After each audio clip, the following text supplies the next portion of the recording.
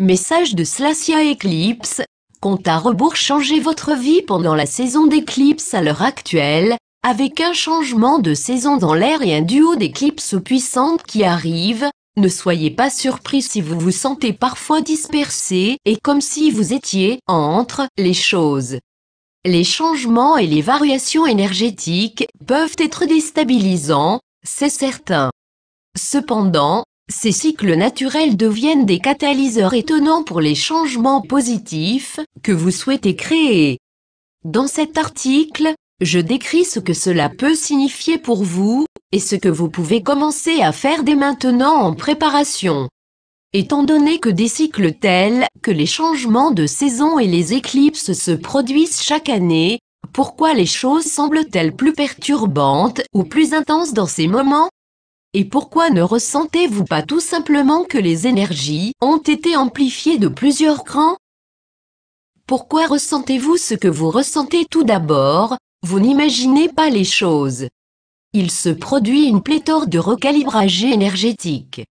Très probablement, parce que vous êtes éveillé à votre chemin spirituel et que vous êtes conscient du méga changement de la planète, vous êtes insensible. Cela signifie que vous ressentez plus de choses qu'une personne ordinaire, qui est encore endormie à l'idée d'un plan plus vaste, et que très souvent vous ressentez les énergies avant même leur arrivée.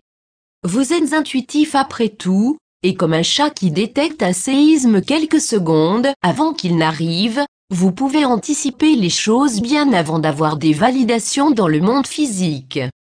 Voici une autre chose importante à noter. Les cycles naturels ont une sorte de préambule à eux.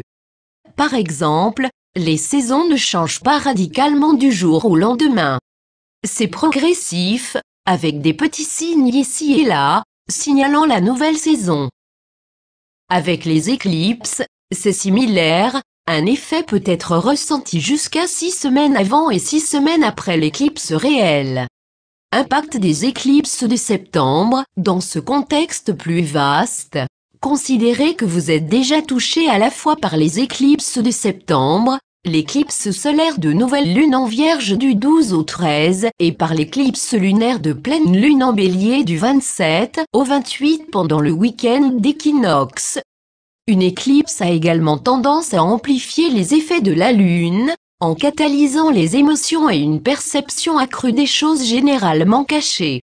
Des fins et des commencements importants ont tendance à être stimulés, à la fois sur le plan personnel et collectif.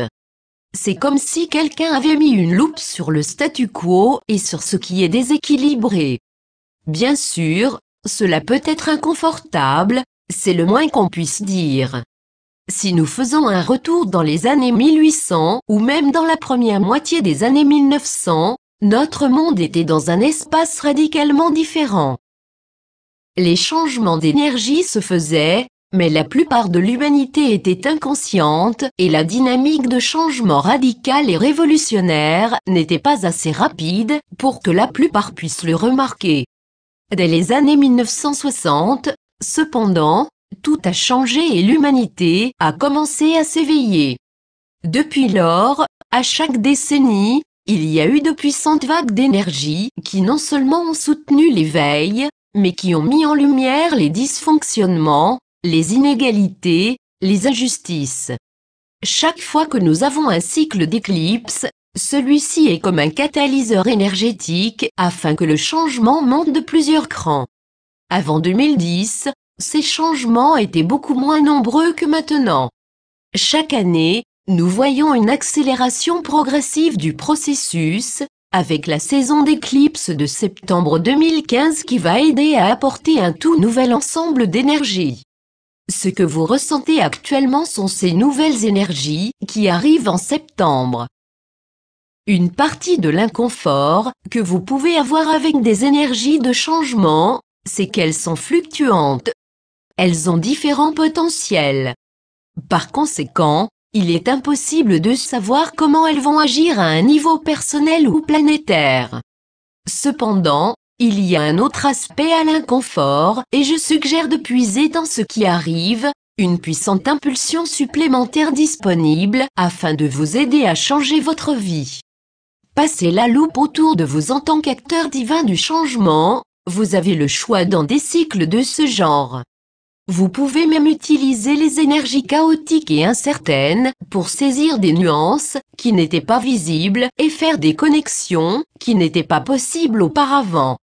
Alors que vous le faites, vous pouvez redémarrer votre vie de façon miraculeuse. C'est comme si vous déplaciez une loupe autour de vous. La loupe qui semble pointer sur vous fait peut-être que vous vous sentez inconfortable car elle met en lumière ce que vous devez changer. Plutôt que de la combattre, dites-lui « oui ».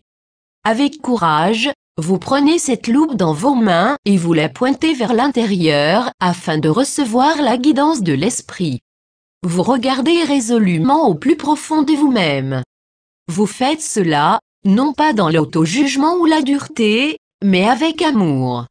Vous le faites en sachant que tout ce que vous voyez n'est pas ce que vous êtes par essence. Vous êtes l'amour.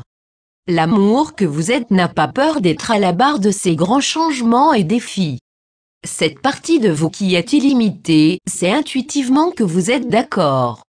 Elle veut croire que vous pouvez faire des choses que vous n'avez jamais faites, si c'est vraiment nécessaire et approprié. Elle voit votre chemin, non pas comme un parcours d'obstacles, mais comme un labyrinthe engageant, plein d'aventures et de potentiel étonnant. L'amour que vous êtes peut trouver du contentement même dans l'irritation, car il se souvient que vous êtes divin. L'amour que vous êtes vous aide à trouver votre chemin de retour à la maison. Slasia.